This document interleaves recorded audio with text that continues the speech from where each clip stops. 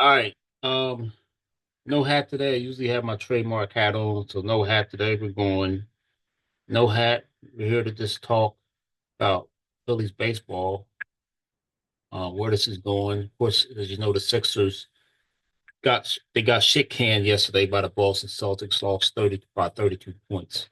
I have a tidbit on that. But let's get to the Phillies first.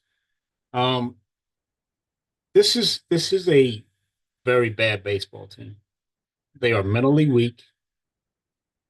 Um, And this starts at the feet of Rob Thompson. I've supported Rob Thompson over the years.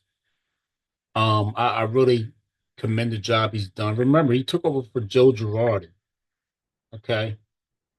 This was supposed to be Joe Girardi's baby, this team. When we got Bryce Harper and Joe Girardi came over, he was supposed to get the Phillies over the top.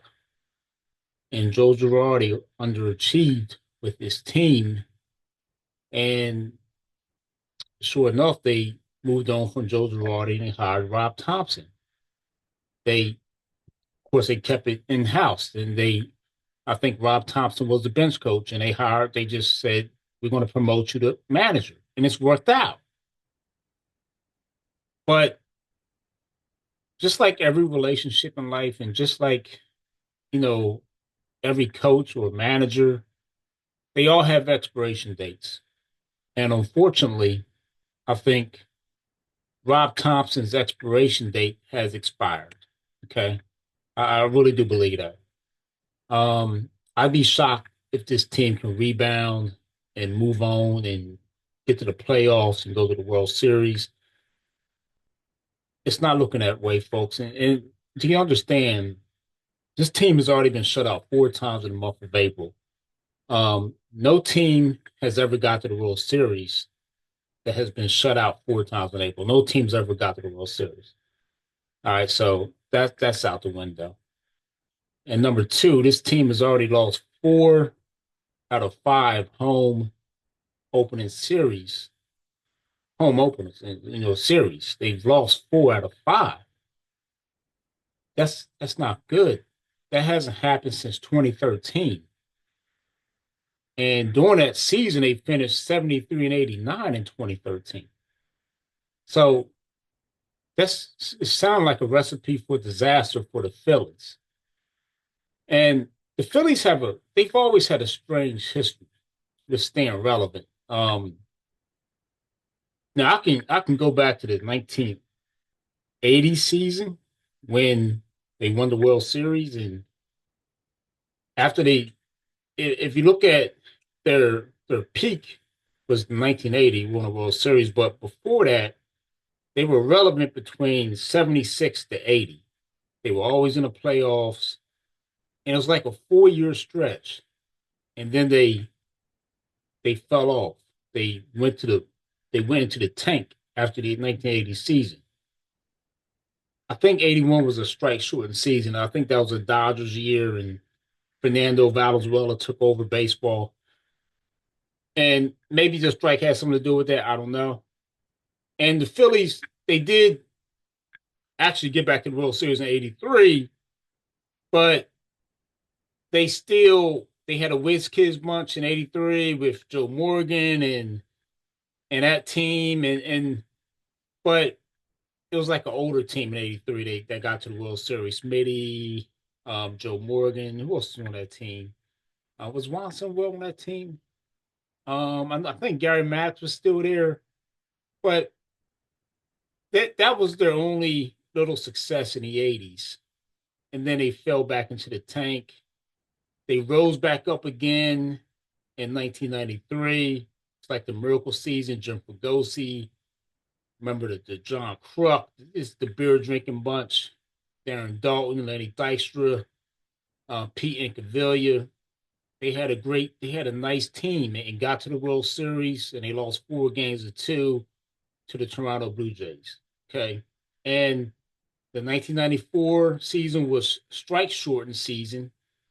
I'm not sure what the Phillies record was. I think the Phillies looked like they were trying to go into the tank that season because Montreal had taken over the East that year. Montreal was like really good. and the Phillies kind of fell behind the eight ball that year. 95, they never recovered, and the Phillies went into another long stretch of losing or mediocre seasons, and they did not regain their momentum until 2007. And that's when Jimmy Rollins, Chase Utley, and then a young Ron Howard came up the following year, I think in '08, and took the league by storm. And then the Phillies had that 4 years of success. I believe it was '07 through 11. Ron Howard gets injured against the Cardinals, and the Phillies once again went back into the tank for another 10 to 11 years. And that brought us to 2022. Okay. Phillies are rose back up again. And they have a young nucleus. They have Bone. They have Reese Hoskins. They have Harper, of course. Harper signed a big contract in 2019. And they have Realmuto signed as a free agent from the Marlins. They had a nice young nucleus. They had Wheeler at pitcher. Um, and they had Ranger Suarez, who, kind of came out of nowhere. So the Phillies had a nice nucleus. And they only got the one World Series. Okay. And this, it seems like this one is only going to last for 4 years too. So here we are in 2026, and the Phillies have reverted back to shit can baseball, where they're not playing well. They seemingly gave the division back to the Braves this past weekend. They say, "Hey, we had our little 4 years, have it back." They didn't, they didn't create the mystique. If you're the king, you have to. And the Braves have always been relevant for so many years, and they've always stayed afloat atop division, as just a benchmark of what you should be as a championship contender year in and year out. And the Phillies have always had trouble beating the Braves. And I think the Braves made them earn it back in 2022 when they finally, the Reese Hoskins bat slam, and that in that playoff series. The Braves kind of made them earn it, but the Phillies didn't make the Braves earn it, and that's what's so disappointing about this past series against the Braves. The Braves just made it look easy. They came in and just beat the brakes off the Phillies like it wasn't nothing. And it's really disheartening if you're a fan of the Phillies, and I don't know if Rob Thompson's going to make it through the season. I really don't. I think um, they hired Don Mattingly. I think there was a little bit more to just hire him as a bench coach. I think the Phillies saw the future. They said, well, if Thompson starts off bad, we're going to go ahead and promote Don Mattingly to the manager. I think they have a plan in place if this continues to go in a downward spiral to replace Rob Thompson with Don Mattingly. I really do believe that this is going in that direction. Um, it looks to be that way, unfortunately. But I've always supported Rob Thompson. I think he really has been a great manager for the Phillies. I always liked him. I thought I just always liked Rob Thompson. But it's really sad to see that this team has fallen on hard times. They have a lot of talent, Trey Turner, you know, Real Muto, and these guys are just not hitting the ball. Schwarber, he's still hitting home runs, but it's still, you're going to get what you're going to get from Kyle Schwarber. You're going to get the probably of 40 home runs, but you're going to get a 200 to 225 batting average.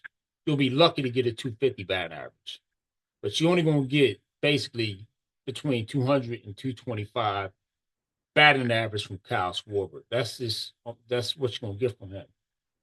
Harper, I've been very critical of him. He has heated up, but Harper, he, he he really has not been a superstar caliber player, in my opinion, since he's been with the Phillies. I expected him to at least be over 35, 40 home runs in at least 3 or 4 of the seasons that he's been here, and he hasn't even come close to being over 35 home runs. And I'm like I said, I thought we was getting Mickey Mantle when we got him. He's supposed to be so good. I think the media blew him up. When he was coming up, the college ranks and everything, they really was blowing this kid up, like he's going to be everything. And but he just, he's been a solid baseball player, but he just hasn't. I think his tenure here has been kind of overrated. It's a little overrated, in my opinion. Okay, so that's where the Phillies stand right now. They're just not a good baseball team. I'm not sure what Wheeler's going through. I'm not sure if when he's coming back. I haven't checked that out. Maybe if Wheeler comes back in May or June, maybe that could help balance it out, and maybe they can start winning some more games. Um, I thought Crawford. I always thought Crawford was a leadoff hitter. They need to shake that lineup up or something. Trey Turner needs to go bat second, or put him in the final spot or something. Trey Turner's been overrated, folks. In my opinion, he's been overrated since he's been here. Okay. Maybe let's put the young man Crawford, let him lead off. I mean, what do you got to lose? Do something. Shake it up. Shake up something. Light a fire under this team. Something's got to change. Now let's get to the Sixers. Okay, the Sixers, they got the doors blown off of them yesterday in Boston. It was a bad, bad showing for the Sixers. Um, the only positive about this game is that the Sixers last beat Boston in a playoff series was 1982. An interesting nugget is in 1982, the Sixers also got blown. They got their doors blown off by 40 points, 42 points to be exact. A 121-79 defeat at the hands of the Celtics. Okay. And they ended up winning that series.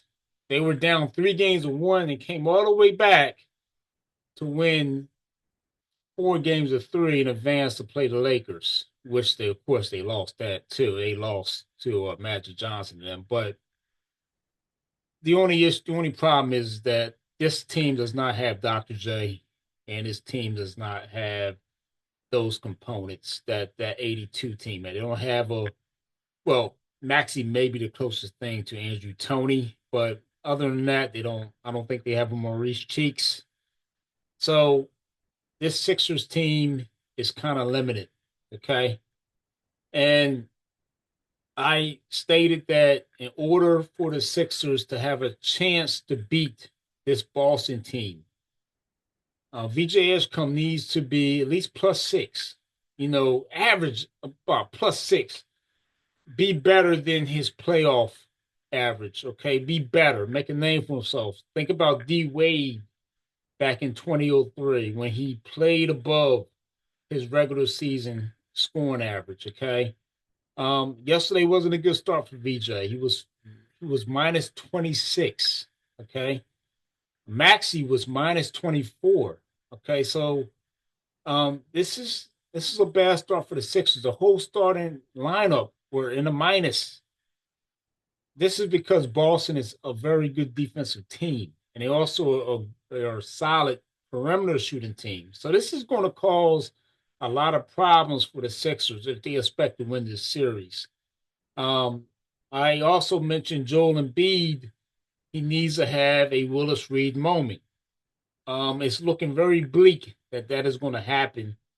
The latest news updates is that we're highly likely not going to see Joel Embiid even in this series. But there's always a chance. It could happen. We don't know.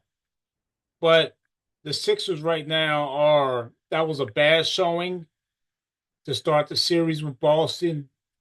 But like I said, I mean, it's the same thing happened in '82. They were, they got the blown off, in a bad loss, so they came back to win. I'm not sure this Sixers team can beat this Boston team. I think this Boston team has just too much firepower.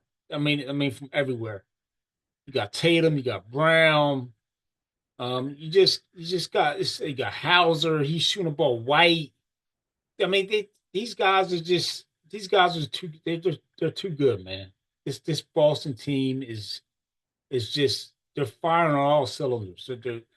And they got this Quater. What's his name? Quater, this center 88. He's like I didn't even know who he was. I'm like, well, who the hell is he? Like Boston's always finds these little gems and they end up killing the Sixers. You know what I mean? It's one guy after another. And don't forget they got what's his name? They got the center from the Bulls. Um, I forget his name. I forget his name, but the international player. But he's a killer too. He can shoot the three. He can shoot the long ball. My apologies for getting his name. But I mean, like I said, this Sixers team is really in some trouble, folks. They're in some big trouble.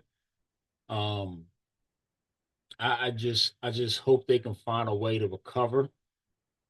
Hope they could find a way to bounce back, get some type of confidence, make the next game closer. Um, and we'll see what can happen, man. We'll see. But right now, this is looking bad. This is not looking good, man. This is looking like a sweep right now for the Sixers. Like they're gonna get swept, and it's just Boston just looks too good. Um, that's all I got. Let me see. Do I got a detour this week? Let's go. Let's see. I don't know if I didn't even, before I done the show, I didn't even think about a detour. Do I got a detour? Let me see if I got a detour, man. Is there a detour? I can't think of one. We might not have a detour this week, folks. Unfortunately, my apologies. Before I did the show, I don't know. I got too much stuff going on this weekend, so I didn't have too much preparation time to do a detour. So for next show, I should have a detour ready for everybody, but we're not going to do a detour this week. But I did want to highlight the Sixers and the Phillies, who are just in such a bad. Sixers are such a bad light right now. Both of these teams. Um, the Flyers. I listen. I don't talk much hockey. I don't talk much hockey. Um, but that'll be my detour this week because let's go to the detour.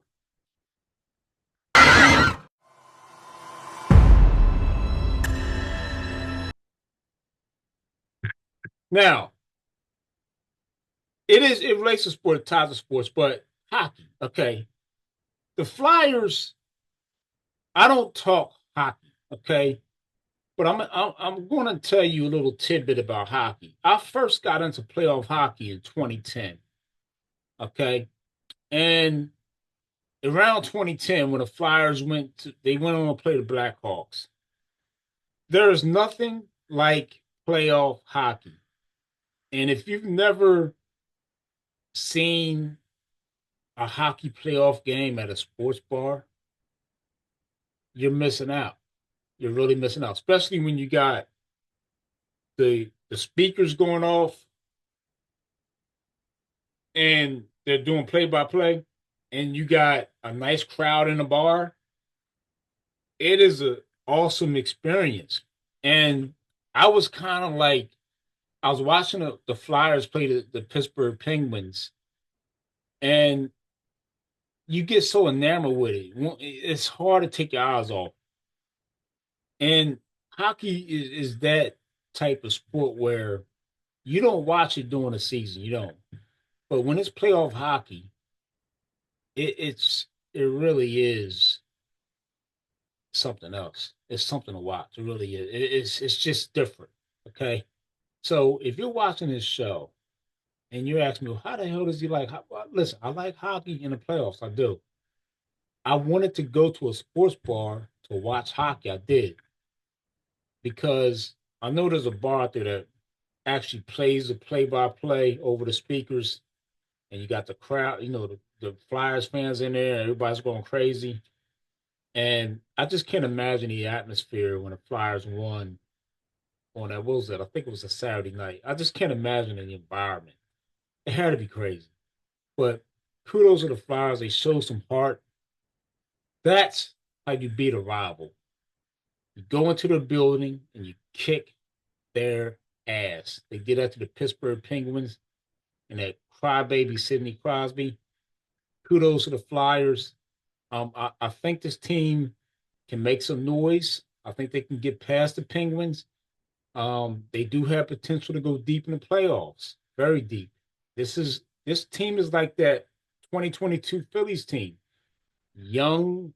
Their window is opening, so this Flyers team could be very good for years to come. I'm not sure how long the window is going to last, but they're going to be pretty good, and they're going to be a fun team to watch. Kudos to the Flyers. That is my show for today. Hope you guys had a good time, and everybody have a great Monday. I'm out later.